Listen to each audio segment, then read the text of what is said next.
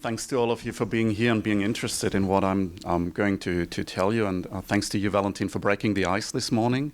I had a few, let's say, challenges or issues. One was, if you read the title of the keynote, that I didn't, in fact, exactly know what to talk about. And I just said, well, the office and the home office and the sickness, let's say, the disease, these are topics that I actually can always talk about, and maybe this raises some interest on your side, and that's the main goal for me to give you something for these 2 days to be interested in or to reflect to.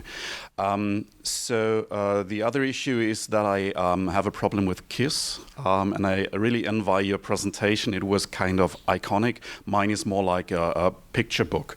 And I was quite afraid yesterday in the evening. I told Felix, the guy who put together all the presentations, don't kill me, it's about 60 slides. I don't know, I'm going to struggle. But to give you some trust in this, I'm kind of nervous because I didn't have an on-site event like that in the last 1.5 years.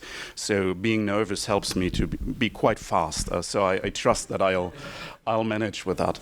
I've chosen that image, and it's not typical for our work. At Drees and Sommer, we actually care about buildings and take care of the of having buildings raised in time and inside the financial budget and so on. But we have also a team of 200 in the company that's called New Work, User-Centric Consulting and Design, and that's where I come from. And we have a strong focus on the user, and we have a strong focus on workplace.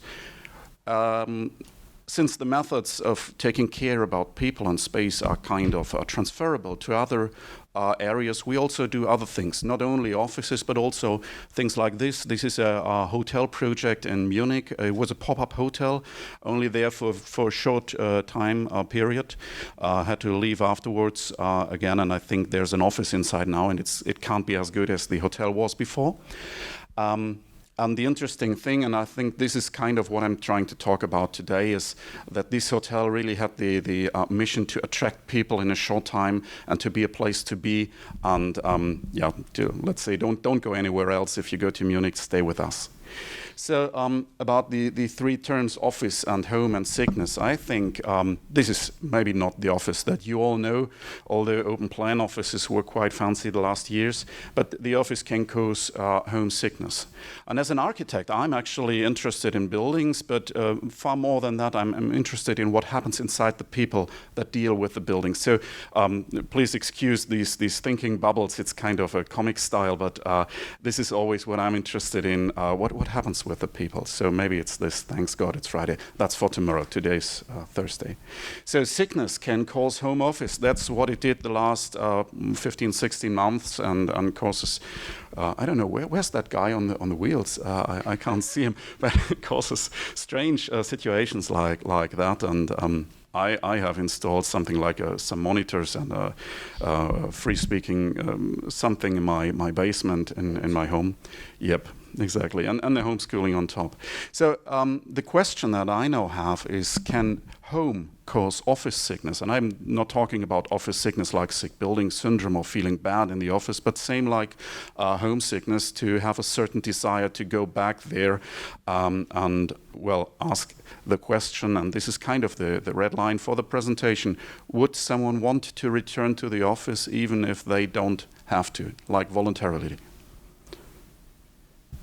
And I try to have like 5 different views on that topic. So this is the short agenda for my presentation. And as I said, quite nervous. I didn't come here alone. I brought 8 co-speakers, and I'm glad that you have one quote in the end. I have a lot of quotes in the keynote, and I have a psychologist with me as well. You may recognize that guy on the right top.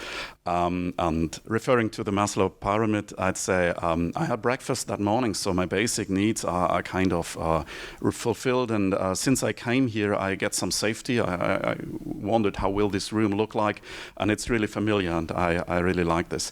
So now I'm trying to create a sense of belonging, which would be the 3rd level in this pyramid. Correct me if I'm wrong. I'm not the psychologist. So, but you gave me some things to refer to. Like one was really nice for me is that you mentioned the butterfly. In fact, my first keynote, it was an internal keynote and only 10 people listening, was about butterflies. And I said, well, let's compare butterflies with the topic of our work, which is work, and just look at all the other languages. I don't know where you come from, but if you see the butterfly, it's almost in every language. It has another name, another meaning, and it really boosts creativity. And it's only a fifth part of a gram that's the weight of this little tiny animal. And work is like work. It's like travail. It's like maybe labor, but that's it. And it goes through all the languages. And I try to encourage my colleagues to trust in their own creativity by talking about butterflies. And my presentation is going to end with a butterfly as well. So let's get started. First is that I try to show you 4 concepts of offices and how they try to make ends meet if it's about bringing people and their ideas together with real world. Don't know if you know that movie. It's a Jacques Tati movie showing an office in France, like science fiction in the 50s. But I think we all come from an order-based working theory, and our buildings are grid-shaped. We focus on single routine and standards. And if you look at these people, could be open plan or cellular offices, whatever, you may ask yourself, why don't these guys work together? I mean, they're all working for the same company. Maybe they're sharing some values, but they sit there and just do their own stuff. Well, later on, and I think this is what's en vogue today, is activity-based working, and I think a few of the others presentations will refer to that idea, is to provide space based on activities in order to have a good efficiency and effectiveness of space. We have modular, so-called multi-space offices that provide different stages and amenities to do whatever you do, and they focus on teamwork and a community. And still, and this is it's just colleagues from me pretending that they work there. This is my boss, and now he has glasses, and it's just a situation that reminds me to a lot of meetings we had virtually, or even hybrid. And if it was hybrid, it was always like the guys in the meeting room, they were really not able to attend in detail and to participate in everything we did. So even this is not the answer, the activity-based working to our topics today. And our experience show, well, like that guy. I wish I just could zoom in. It's kind of hard. So what we do today is home-based working, as you all know, and this is kind of interesting. I asked my colleagues, I have a team of 12 in Frankfurt over here. By the way, it's an office you're dearly invited to visit if you like. And I asked them, can you please send me a picture of the chair you're sitting on? It was in May last year. And the chair in the bubble to the right is the chair we have in the office. It's a really nice chair. It just supports the back and everything, and it looks quite all right. In fact, I have another chair now, but the one to the right was mine. And I even asked them, in addition to that, what are you missing when you think about the office? And it wasn't the chair. So just like a forecast from our side, I'd say tomorrow it's going to be more like a preference-based working. You will have multiple choices you didn't have prior, and you will be able to follow diverse work patterns. And you can focus on the individual without leaving away the team, but you can do kind of individual work modes to do so. This is a part of our office in Frankfurt. So the grayish part is for the company, Drees and Sommer, that takes care of money and time. The yellow and the plant is for our new work team that tries to care about creativity and fun and so on. And what's happening down there is the people start feeling lonely in the office, not at home. And they I don't know, maybe we won't adjust our sharing ratio, but maybe we need to create a higher density. There were people at the MIT, I think, 30 years ago, having a research on the relationship of distance between people and the probability of interactions. And I had a client in Switzerland once who really tried to find the right sharing ratio, not to save space, but to foster collaboration between the people, because he was anxious that there were too much distance between all those people. And I think if we choose to go to the office or to return to the office, referring to the leading question, we should find someone over there. We're not going to the office to feel lonely there. Of course, we can have another location back home, and this is what's happening with me all the time. So you have the back-to-end meetings, and you don't have any compass. I think there was this one image like a compass needle on your presentation. So you need some I don't know, some tricks and rules to manage yourself when you have these individual patterns, and you need help with this. And yeah. And then we have spaces like that one. I don't know if you recognize it. It's a mural board. So it's just an interactive whiteboard. And we made very good experience with just providing a little bit of spirit and immersion to these whiteboards and to provide spaces that we never had before. When we redesigned our own office, I was applying for having project rooms. As an architect, I love having plans on the wall and seeing everything, putting some pictures aside, and to have the whole image in a room. And I never had this room because everyone said, well, that's for once in a while, but we can't afford to heat that room, to rent that room, and so on. So now we have that virtually. We share this with our teams and have some ideas how to spread some fun and some spirit and some caretaking of each other in these rooms. But we also do this with clients, and they really love working together with us in these rooms, since they do not only allow us to collaborate when we meet, but to work together asynchronously. I don't know, asynchronously. So you can drop in anytime you like. So this is 24/7 open, better than any co-working space. Although it's just a screen in your office or on your kitchen table. Don't want to hang this too high. And then we have another place, and this is the so-called third places. The idea is not new. I brought this image from the Vienna Coffee House around 1700, but I really like this image because no one of these people were forced to go there, and no one's there just to drink a cup of coffee. And that's exactly what's reflected when this Vienna Coffee House was listed for the UNESCO Intangible Cultural Heritage, some 10 years ago, as a place where time and space are consumed, but only the coffee is found on the bill. So you have a lot of side effects that you can raise and you can foster when you just focus on certain activities. That's why I think activity-based working is not the end of it. It's a very reasonable step, but you can do anything else in a room that's tailored for a certain activity, and it can be a value add. So I said before I have some co-speakers. This is the first one. I maybe some of you know Fridtjof Bergmann, who raised the topic of new work in the 70s of the last century. Unfortunately, passed away last month, and last year, in face of the pandemic situation, he said, "Never has the desire for something new been so clear as now." Just as an encouragement, so and a tribute. Second, and sorry for that, this is a kind of the boring part, it's theory. And we will recognize some psychologist insights in there, because I brought three professions: the architect, the content manager, let's say, and the psychologist. And I try to raise up an image, and I think this is a helpful image for anything you know. So the content manager, I brought Horaz.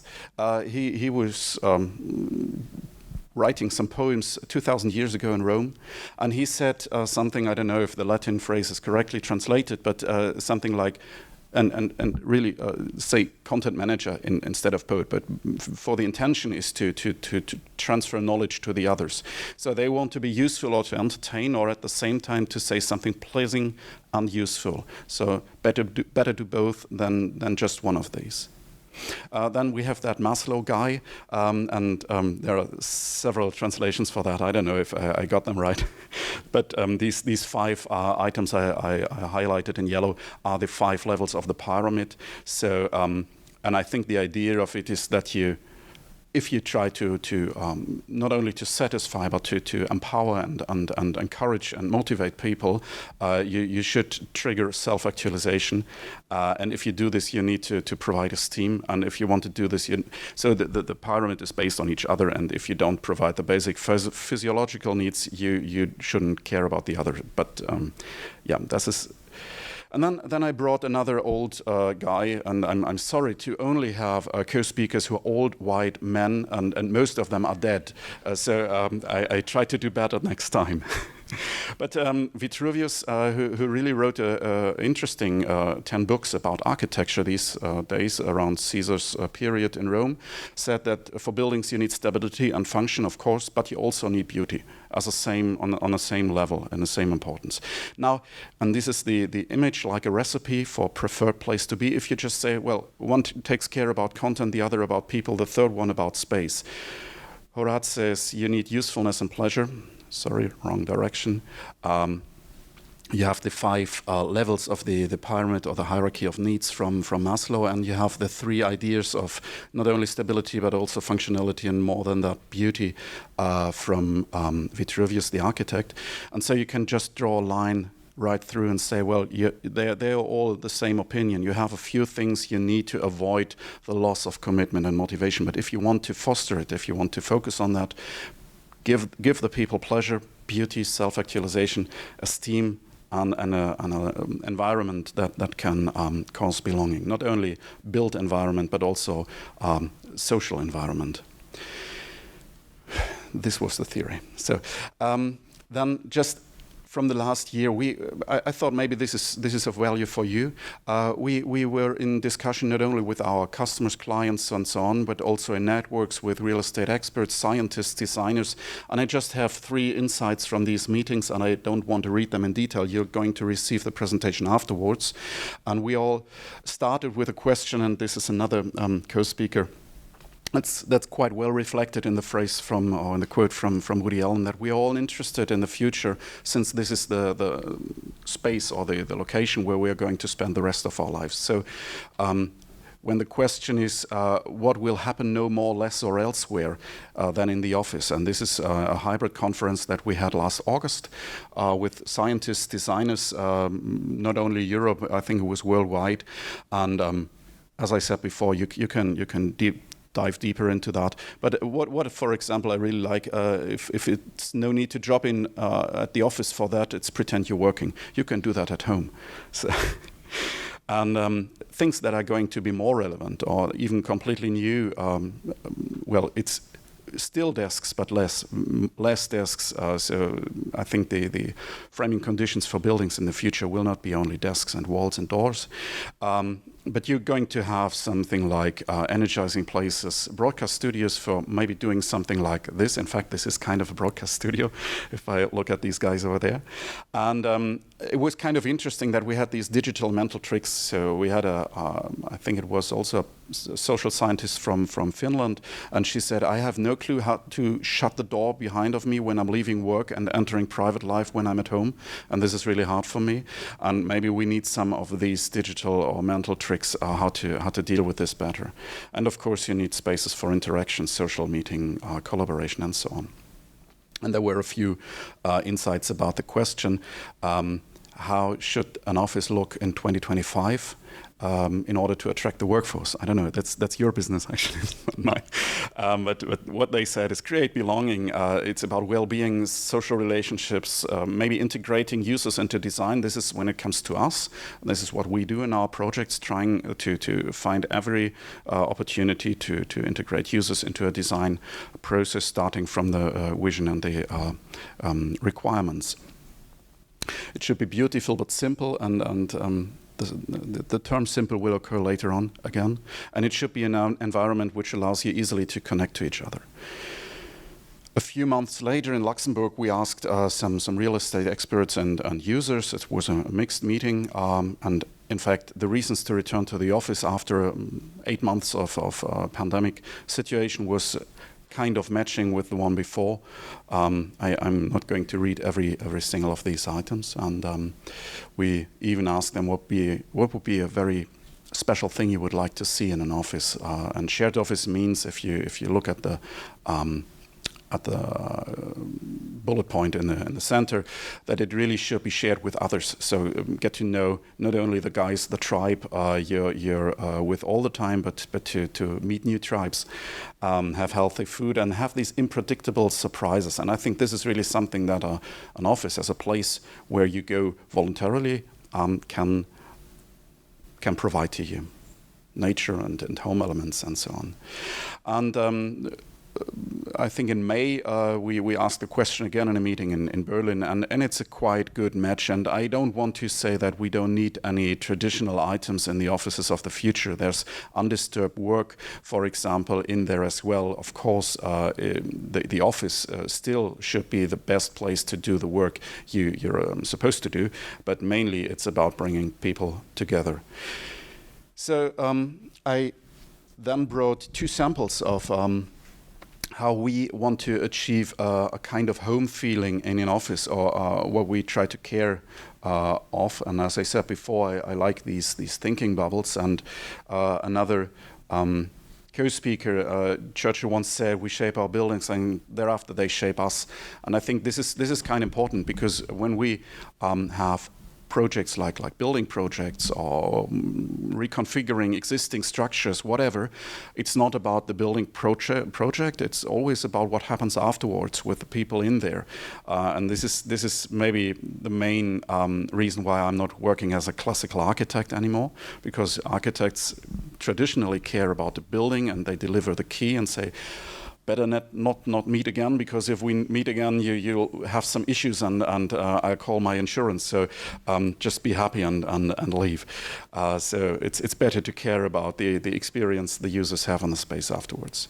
So this is just one example of a unnecessary space, if you say so. It's a circulation area, like a corridor, an aisle in the building, and some easy furniture in there. And I don't want to talk about the furniture or what we put at the wall. It's just should be something like, if you have these or if you have the opportunity to design spaces for people to spontaneously meet and to interact, don't think about it as a remainder space or just circulation area that you try to minimize. Focus on that, because what's happening in there can be something like this, and my experience is it's not always the same thing like people think and people say. So maybe the thing in the brain is something completely different, and this is what I'm actually trying to achieve.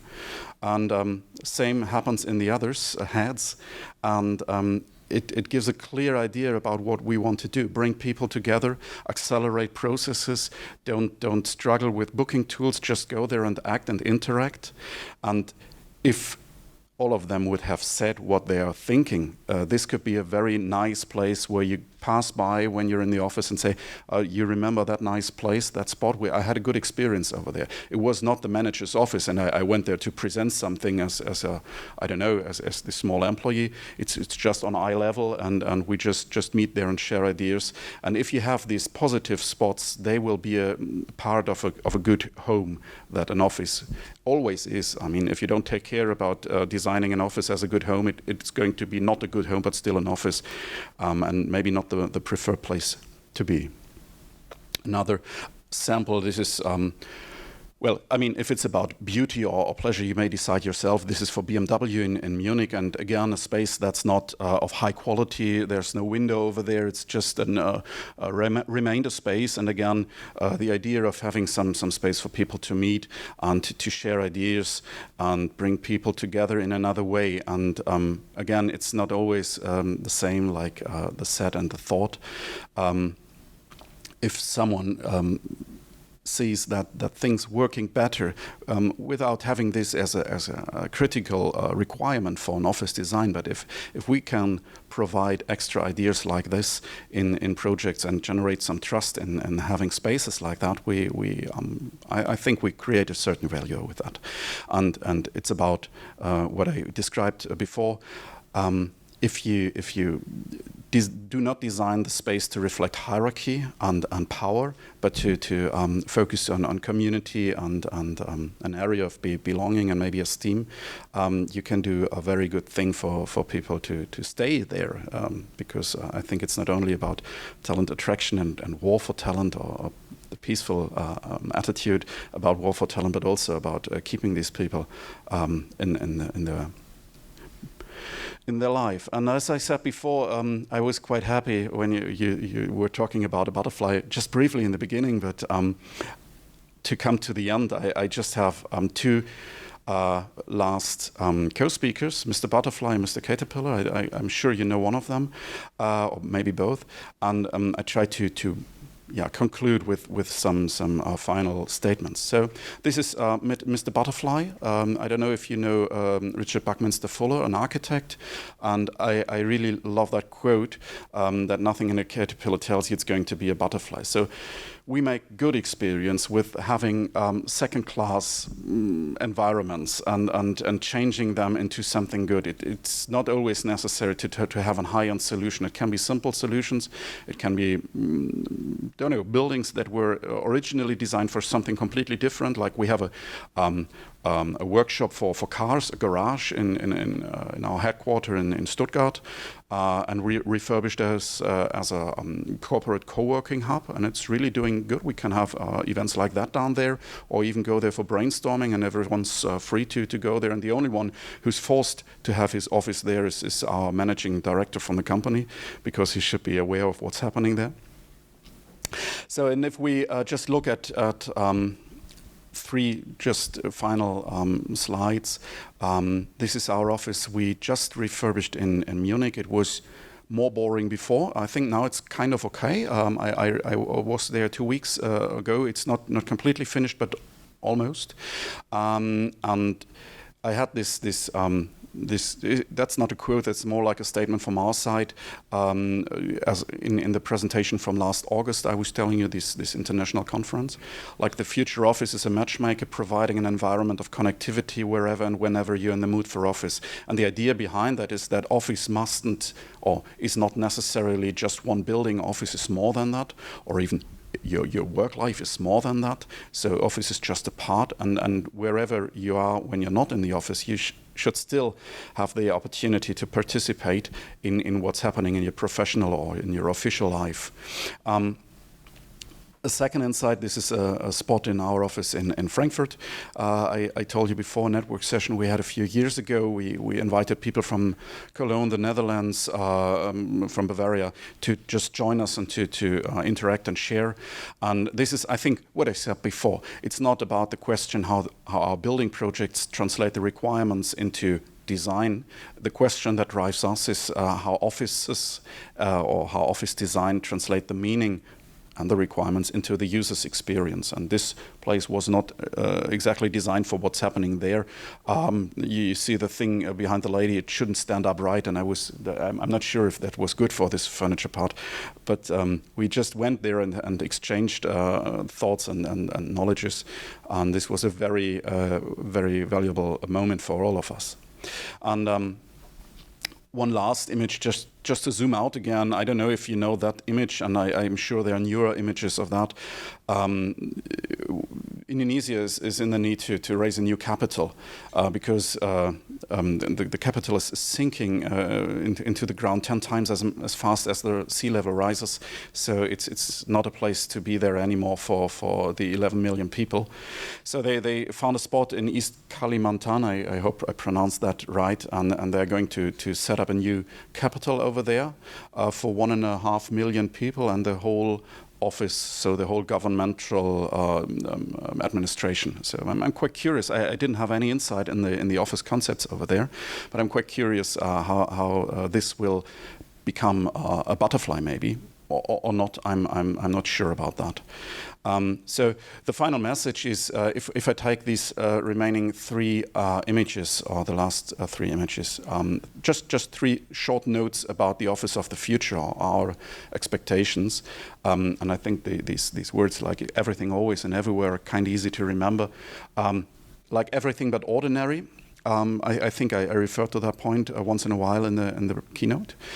It's going to be always an experience, and experience is not always like thrilling and exciting. It can be also a very calm experience. Also that so experience always sounds like something colorful and noisy. It's not like that, and it's going to be impactive. So whatever we do, we have an impact on the planet. My keynote doesn't refer to that, but we as a company have a very strong attitude to take care of what we do in terms of being sustainable in our projects. So one thing is that quality matters, not space. On the slide before, I said it. Maybe sometimes less is more.